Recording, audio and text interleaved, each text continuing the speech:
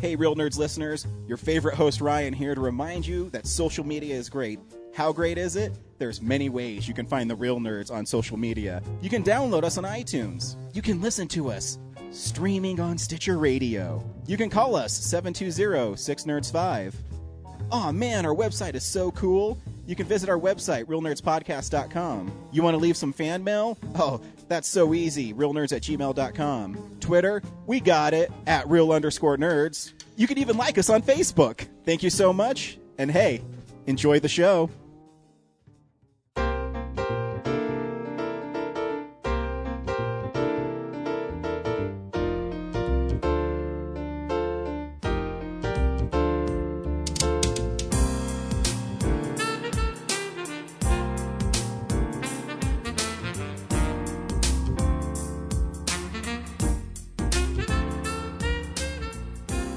Welcome to Real Nerds at Denver Comic Con 2015. We hope you enjoy the following interview.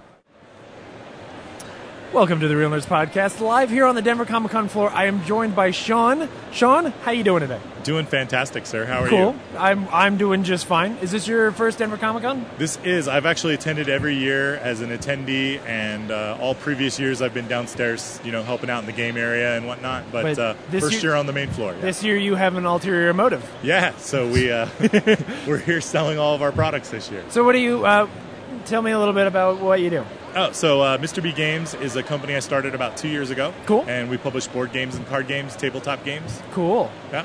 Awesome. What kind of games do you do? Where can people find you? We sell through all the retailers. So we're through major distribution. Cool. So you can pick us up at any online shops or friendly local game shops. Cool. And then we've got 4 titles. We released 2 games last year. Okay. We've released 2 games so far this year, and we've got a few more in queue. Cool. So what kind of games are they? All like deck building games? Are they board games? What kind of games are you usually working on? Or are they spread the game? We're kind of a mixed bag. So cool. like our first 2 titles that we released, we have a game called Alien Uprising, which cool. is by Richard Lanius, who did Arkham Horror. Oh, okay. Yeah, so he's the designer of that. So it is extremely robust and takes a long time to get through. You got it. So it's about a 2.5-hour game. It's a cooperative game, though. Yeah. Unlike Arkham. To an extent, I guess you can play Arkham co-op, but yeah. The idea is you're a crew of a crashed starship. You've Okay. crashed on a planet, and then you have to work together to kind of run around and find all the parts that fall off the ship and fix it and get off the rock before the aliens come popping up out of the sand and tearing your ship apart. Cool. So a little Starship Trooper-y, kind of pitch black, kind of That's neat. kind of an idea. I And like then the second game we released after that is Spurs, Okay. and it's a sandbox western. It's got similarities to like how Red Dead Redemption might be. Sure. Would be my closest comparison. Yeah. But really kind of a do anything that you want world. You go rustling horses, Fighting a bear. roping cattle, shooting bears, right? Yeah. You can do literally all of that, robbing banks. Cool. Shooting other guys. You can get into gunfights, duels where you're actually pulling bullets out of a bag in real time and having real-time gunfights with other people. And Oh, neat. it's a very, very cool game. It's by far been our bestseller. We're on to a second reprint. We got a new expansion out for it, all that good stuff. So it's been one of our best. Got really, really high praise marks in 2014, and we're super excited about it. Very And cool. then this year we're releasing 2 new ones. Okay. And we thought we were going on the circuit, Origins and Gen Con. And Okay. These were our 2 for them, but Denver Comic Con is our debut for these. Cool. And the response has been awesome. We actually have the designer of Realm of Heroes here Okay. today. He's been running demos in the booth all day long, and we've had people in and out all day. The game's been selling great, way better than what we expected for the show. And it's kind of an area control. The king's dead, and we're all trying to take over in the area. Cool. No luck, no dice rolling, no card playing. It's just straight strategy. Oh, cool. My guys and your guys, and how do I move and what area do I take? And Cool. really, really fun game. And then our other game is Clockwork Kingdom, and that's kind of a worker placement. So kind of like I'd equate it to like Lords of Waterdeep. Might be Absolutely. the newest one that people know, right? So Yeah. I've got 4 or 5 actions. I have to, on my turn, I play one of those actions, then you play one, then I play one, then you play one.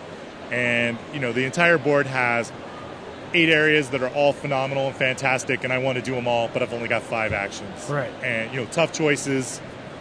And then did your plan execute better than mine at the end? Most victory points type Right. scenario. Very cool. So, those are the 4 we have currently out. And then we did 2 on Kickstarter this year so far, and we have a couple more geared up to go later this year as well. Those are always my favorite ones because for me, the less chance involved, the better chance I'll win, to be completely honest with you.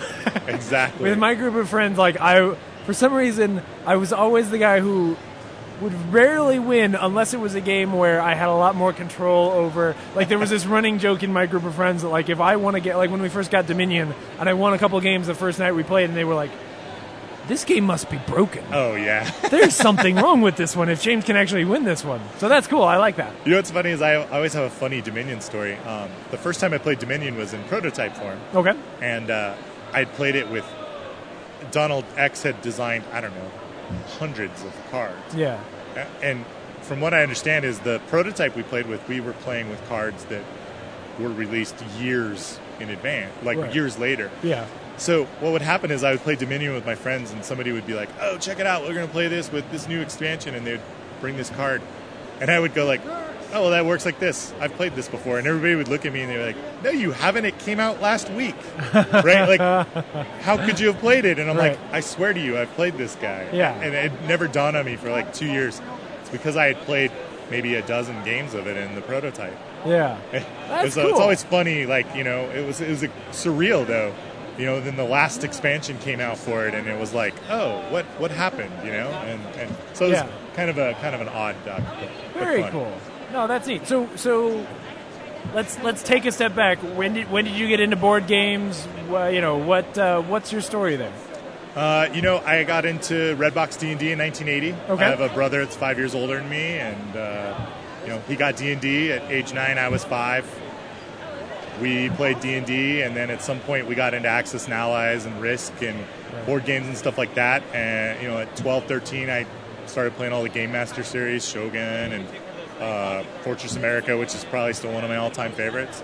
And then it just kind of went from there and there and there. And 2005, I self-published my first game, which was a card game. Okay, cool. And I went down the circuit. I went to all the trade shows, and I hit up all the publishers and tried to get my game published. And it didn't work, but I wound up joining a demo team for Eagle Games, and I was, you know, I would just show up at their booth and run games all day, and, you know, they'd take care of you, kind of a thing. And I literally am one of those guys that I walked the entire ladder. I worked every job along the way.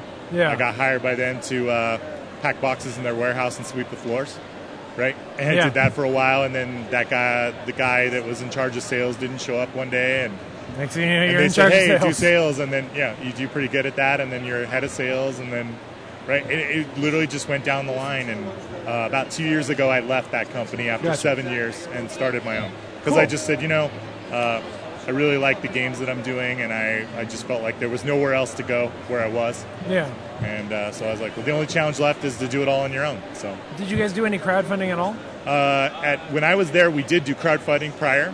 We had done a few campaigns here and there. I'd maybe run a dozen of them for them. And pretty much all the campaigns I did were really successful, and it was kind of one of those, we were back and forth on whether we were going to do it or not. Yeah.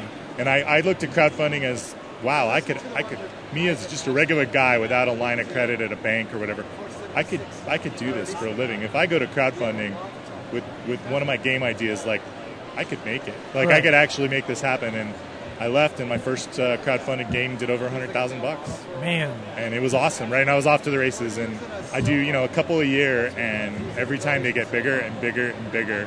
And that's cool. I love the idea of crowdfunding. I support games myself every month or two. Yeah. You know, I probably back 2 or 3 things a month because I feel like the community gave to me, I should give back to the community. Absolutely. You know? And it's interesting because one of the things that's so fantastic about it, it's not just, hey, here's this cool opportunity for if I've got a good idea for me to actually get the money to do it. It's also encouraging to some degree because that way you know people actually want it, right? Oh, absolutely. Like, there is always this, I was talking to a writer earlier today, where there is this sort of concern sometimes where you're creating something new and there's this doubt in your mind where you're just like, well, is this really, like, I think this is cool, but am I alone? Oh, And especially if you're going to take a big step like that, if you're going to leave a job you have, throw a lot of your security out the window, if you know up front that there is an audience there, even if you do go like a Kickstarter route and you don't get funded, but you get mostly funded, like, that takes away so much of the I would think the fear that's there, where you go like, okay, I know exactly where the audience is, and honestly, now I have their email address and I can get in touch with them, right? Yeah. Well, most of them have already bought the product. I just have to go make it, and I have to make it good now. Well, it's the doubt and the risk. So after that first game, I really considered, well, I'll just make the games I want to make, right? Right. Because I'm off to the races. I don't need Kickstarter now, right? Oh, yeah. But I went to a bank and said, here's what I did on my own. Here's what I sold. And the banks, like, laugh at me. They're like, we're not going to loan you money. And I'm like, wait a minute, I've been doing this for 10 years. Like, right? Yeah. I'm not a brand new company. And, like, I was able to do this with crowdfunding. Like, imagine if you guys were to loan me some money, like, how much damage I could do. And they were just like, eh. So I was like, well, heck with that, I'll just keep crowdfunding, right? Because why wouldn't I? You know, right. and every time, like I said, they just keep going and going. And you're right. You get 300 or 400 people on a game, and it just kind of does, you know, right up the run of the mill. You go, okay, I know how many to print for that demand, and I'm not going to be stuck with a warehouse full of games. But like a prime example, we just did one about a month ago, and we set a goal for $30,000, very modest goal. Right. We thought in our wildest dreams maybe we get 50, 60,000. We funded $330,000. Holy shit! 5,300 backers. Wow. Biggest print run I've ever made in my life, even when I worked at Eagle. Bigger than anything I ever made over there. And you know what? That tells me, guess what? We're onto something here. Yeah. We've got one. This might be our hit. Right? Yeah. This might be our Dominion. Yeah. You know what I mean? And it was like, okay. Because you only need one. You got it. But when you see that reality hit, you go, okay, I'm going to take everything we made in here and make as much of this game as we can, and that's what we're going to put, right? That's going to be our big release next year. Mm-hmm. You know, and we're so excited because we get to go into 2016 knowing we have a product that a lot of people really like, and it's super exciting. The game's called Posthuman, and it's kind of a take on, it's not zombies, but it's kind of like a survival horror, I guess. Post-apocalyptic, like, I got you, and sure.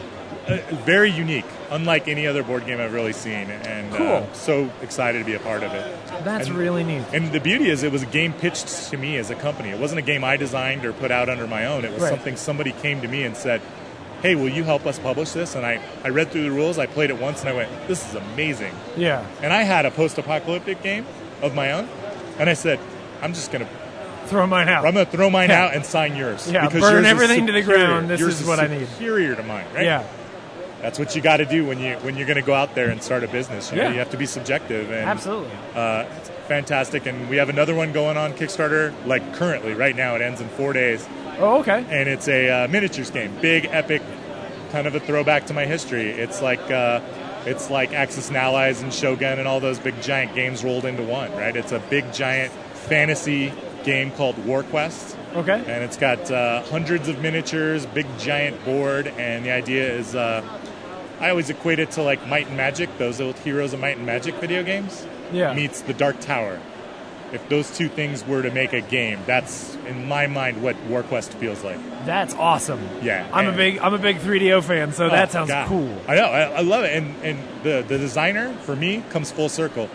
He was the original owner of Eagle Games that gave me my shot 10 years ago. No shit. Yeah. So, wow. Again, you give back to the community, right? And you give back to people that gave you a break, and all of a sudden, boom. Right? And so, to me, that's what I love about this industry, this community. Coming to Comic-Con, high-fiving Spider-Mans when you walk down the aisle. I mean, this is like being home. I mean, this really is, you know. Yeah.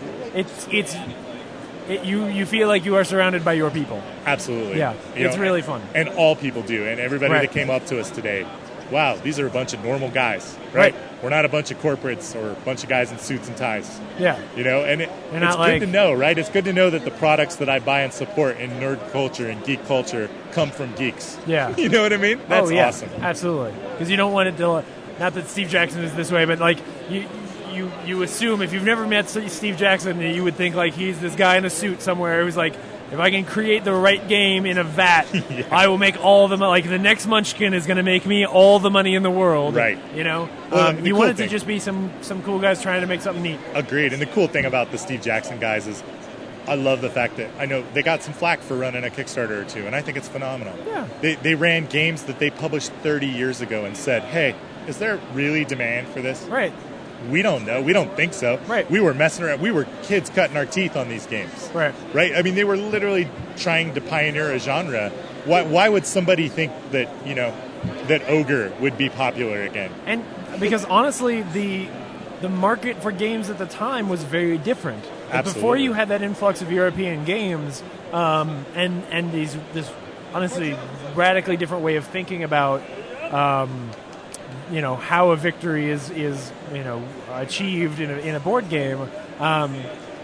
Before all of that, those games were really simple. Oh yeah. You look back at it and you compare any Steve Jackson games to Race to the Galaxy or Seven Wonders or something like that, where there's a lot of complicated movement. You're like, this is kind of baby stuff. Does anybody really want this? So it makes sense that they would go to their audience and say hey, do you actually want do you care about this? Right. It's funny. We just moved and we were going through some old paperwork. Yeah. And I found a certificate that I won at the hacker tournament from Steve Jackson. Yeah. At a local event I had won first place in 1990. Wow. For playing one of their card games, and that was before Catan. Catan was 95. Oh yeah. And you think about that, they were making games of that caliber. Yeah. Back then, and you just go phenomenal. Yeah. And I mean, there was a point in time where it didn't matter what the companies put out, right? There were five, 6 companies making games, making 4 or 5 games a year, and I owned them all, right? You buy 15, 20 games a year, no problem. Now it's a sea of games. You have so many choices. There's hundreds of companies you could buy games from. And, for me, it's just it's an honor and a privilege to be able to do this for a living, So I actually have, when I was in high school and early college, some of my friends who, they work in video games, in the video game industry now, but one of them in particular was constantly working on different versions of his own board games, and I've tested a number of his games, and some of them were really kind of cool ideas. Different kind of maps and different kind of play styles, and all that. He was trying to think outside of the box. What would you say to somebody like that who is trying to create their own board games? How does somebody like that get into the industry? How does somebody like that get some exposure? And what trends should they be looking at moving forward? I'd say 4 or 5 years ago, pre-Kickstarter, it was difficult. You had to bang on every door. You had to go to the conventions, walk around, shop, shake hands, right? Do all that stuff. Now I think Kickstarter makes it a little easier. First-time designer going out there and putting up their idea is a huge thing. My advice I always tell people is decide if you want to publish your game or if you want to design your game. Because if you want to be a designer, there are so many companies out there now, especially with the emergence of Kickstarter. Find somebody who can help you publish the game, so you don't have to do all that legwork and attend all these shows and do everything that comes with publishing the game. If you just want to make it and see your baby go to life, find somebody that'll help you, and there are plenty of publishers that'll help you. That's what I tell people now is, find your identity. Right. If you're really good at designing games, then, design your games and have somebody else, manufacture them for you. Right. If you're really good at making the idea and you just really love the concept and you're a do-it-yourself kind of guy and you love going to shows and things like that, then maybe consider, going the Kickstarter route and self-publishing it. Yeah. That's kind of my thought anymore. Is it divided up in a way where, if somebody went to Kickstarter, they could then come to you even afterwards and say, look, I raised this money to do this. Now I need somebody who can, actually do some of this stuff. Is there an avenue there, or should they come find a publisher before they even go to Kickstarter? A lot of people prefer if you do it ahead of time, right, so the company can help you. Sure. Myself, if it's a good game, I'm willing to help anybody. Yeah. That's what I've been doing myself personally this last year is I've been picking up studios, friends of mine, people that I know in the industry, people that I've seen around that are, they just come to me and, hey, I'm having a really hard time doing something like this. And I just say, cool, come with me.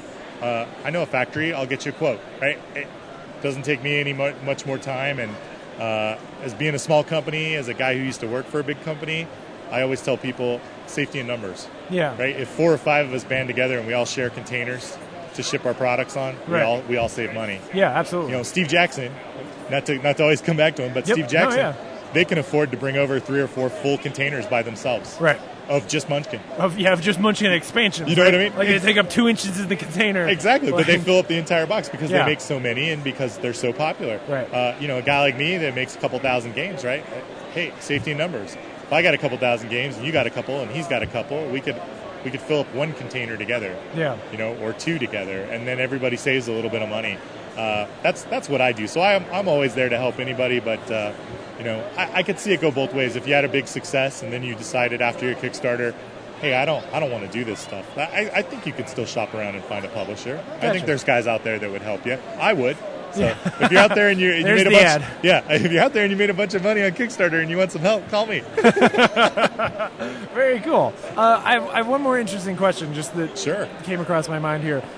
For a while now, I've seen a lot of some of what I guess I would call classic modern board games. So your Catans, your Carcassonnes, those get like digital versions or mini game, Xbox versions. Sure. What does that industry look like right now? It's a thing that I always thought was kind of awesome, because you look at how many people are playing games like Hearthstone or stuff like that, where if I'm sitting around my house, I don't have any, and I want to play a game, but I don't have anybody to go play with, like a physical version. I would, of course, always rather, if I got my friends together, it's more fun for the social aspect to sit and play it.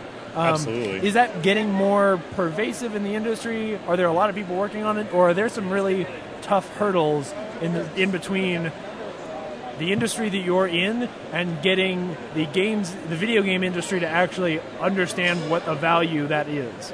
I think there's hurdles just because the app made it accessible, but the programming portion is such a beast that, you know what I mean? The cost, it's a barrier for sure. Oh, yeah. It makes sense for Ticket to Ride to do an app, right? Everybody plays it. They've sold, 3-4 million copies or something like that is what's on their box now. Right. That's a pretty accessible thing, and for a company of their size, I mean, not that they're a big company, but they've sold so many units, that's an easy tool for them to go make. Yeah. For a small guy, that's a tough one. Right. Now, I've seen a lot of companies are actually running Kickstarter campaigns to kickstart for their app, which I think is kind of clever, right? Yeah. Because like you said, you gauge interest. Is there a reason for me to go buy a programmer, hire a programmer to program this? And if lots of people are saying yes, there is, then you hire a guy and you go do it, right? Right. But for me, I haven't really delved in the arena of apps just yet. I'm looking into it with our Posthuman game. Ironically enough, those guys are app programmers that made the board game to help them refine the app, so the app would be rock solid.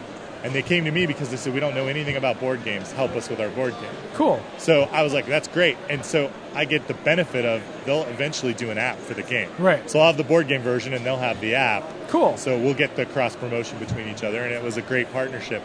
And I do hope to continue to make more and more apps with them. Cool. Or find another studio or in conjunction with two other studios where we can do more digital stuff. Yeah. Because I think digital is important. I think everybody's got an iPad or a Kindle now, or even a phone that can do that. I mean, I downloaded the Star Realms one, right? Yeah. On my phone, and it's, you can ride on a plane and play a couple of hands of Star Realms, and it's a blast. Yeah, I mean, it's very particular to the game, right? Like your Lords of Waterdeep or your Pathfinders or some of those games are probably not games that I think a lot of people are going to play digital versions of, but some of the ones where you can pick them up and play a 20-minute game makes a lot of sense. Right. Well, if they were hot seated, maybe, right, on a Kindle or an iPad, True. You could pass it around. Yeah, that's not bad. But to your point, as a solo play at Lords of Waterdeep probably wouldn't be so much fun, right? I mean, great game, great social game, but agreed. So I mean, that's kind of my take on it. Is I think there's so much potential in our industry. Cool. And especially when you see the way comic books have exploded over the last decade, you go like, that could happen in games. And oh, hell yeah. Man, would I love to be honestly, a part of that. Like, at least in my world, I feel like it is happening in games, right? Like, you honestly, you go back to the Steve Jackson thing. Yeah. When I was in middle school and high school and I was playing D&D and I was going to my local game shop, the shelves were just covered in Steve Jackson games. Sure. Right? There was Illuminati and there was Munchkin, and that's what you played. Right. And then, in the early 2000s, you started getting a lot of you got your Catans coming in. Carcassonne was out there, but I got exposed to it. And as those started to take off, all of a sudden, you get your Puerto Ricos and your Ticket to Rides and like all of these German games that just started blowing up. And you're like, oh, now you can go to those game shops and like half of those games you pick up might not even be in English. Like it's crazy, you know. It's true. I think it is blowing up quite a bit. Oh no, I agree. I mean, I just from the media side, like from the cross, I see what you're saying. right? Yeah, I think because of the way comic books have kind of transcended over into movies and all that stuff, Yes. you know, and I think everything kind of television, movie, film. I think you might be seeing that in games, and actually, Fantasy Flight, in my opinion, is kind of bridging that gap with. They're bringing over Game of Thrones and Star Wars, right? So now they're bringing out Star Wars games that are obviously going to tie to the new movies and stuff like that. So there's always the licensed possibilities and potentials out there too. Yeah, I mean the real bridge is when you go from having nerds play those games to having like when my mom plays Lords of Waterdeep, that will be like a watershed event in the board gaming world, right? Like when my mom or like people who would normally, she gets on a plane, she plays Djinn. Yeah. Like when those people start playing these complicated board games that are very, very different, that's when you're going to start seeing the whole thing just blow up. I had that moment last Christmas, right? Yeah. My sister-in-law and my brother-in-law, who are not gamers, don't play stuff, they look at me as the resident nerd, right? They're like, our nerdy brother did this, G.I. Joe and comic book games, right? Which is hilarious because I don't do either, but but they try, assume, right? And they say, we went to this thing and we holiday party, right? And we had a blast and we played this game and it was like super offensive with cards. And the second they said it, I'm like, they played Cards Against Humanity. Yeah. And to me, I go, hey, like the fact that it's totally your world, yeah. But really, at the end of the day, the fact that a bunch of normal non-gamers were at a holiday party having a couple of glasses of wine, and for entertainment, they decided to play a fun little word game. Yep. You go, that's all it takes, right? Yep. It's the same thing as somebody going to see the Avengers in the movie theater, right? Yeah. Might not be a comic book fan, but you went to see the movie and it was entertaining, and then maybe you step foot in the comic book shop and say, I'd like to buy the new Captain America graphic novel because it's not as corny as buying a comic book. Right. Right? Oh, yeah. And so, to me, it just opens up the door to the world, 100%. And I love this. You walk around on this show floor and you see the extreme people and you see the average everyday people. Like moms walking with their kids, and their kids are all in costume, and the mom is just walking normal in a normal dress. She has no interest in this culture, but her 4-year-old, her 6-year-old, and her 12-year-old are all having a blast dressed up as Superman. So they all come anyway, and to me that means we've all made it. Really, at the end of the day. This isn't really related, but earlier today I saw a woman who was dressed up as Gamora, and her, I believe, daughter was dressed up as Rocket Raccoon. It was the most amazing Rocket Raccoon anyone could ever be. That's it was fantastic. so good. It was so cool. The best story I saw from here is in the very far back. They have like all the clubs are there, with all their real life props. Yeah, and the 501 and the Raccoon Cities and the yeah, exactly. And so they had a gun from Hoth. Oh, cool! Right, and one of the Star Wars props. And this little kid, I mean, he couldn't have been 3 feet tall, right?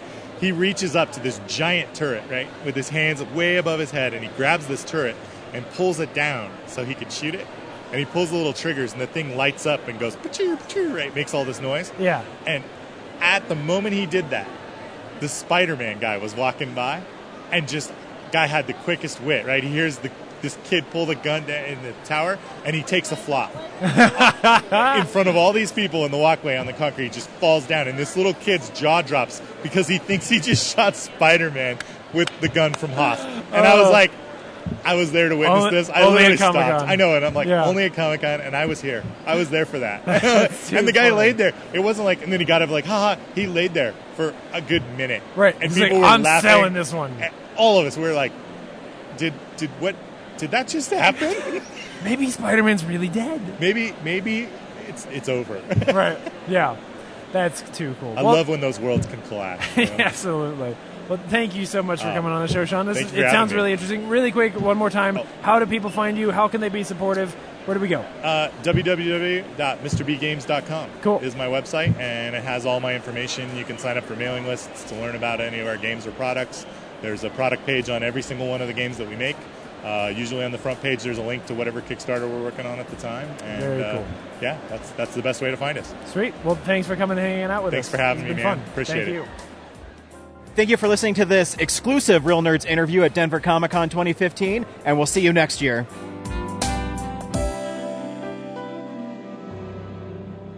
Visit our website, realnerdspodcast.com. You can tweet us at real_nerds. You can email us even, realnerds@gmail.com. Like us on Facebook.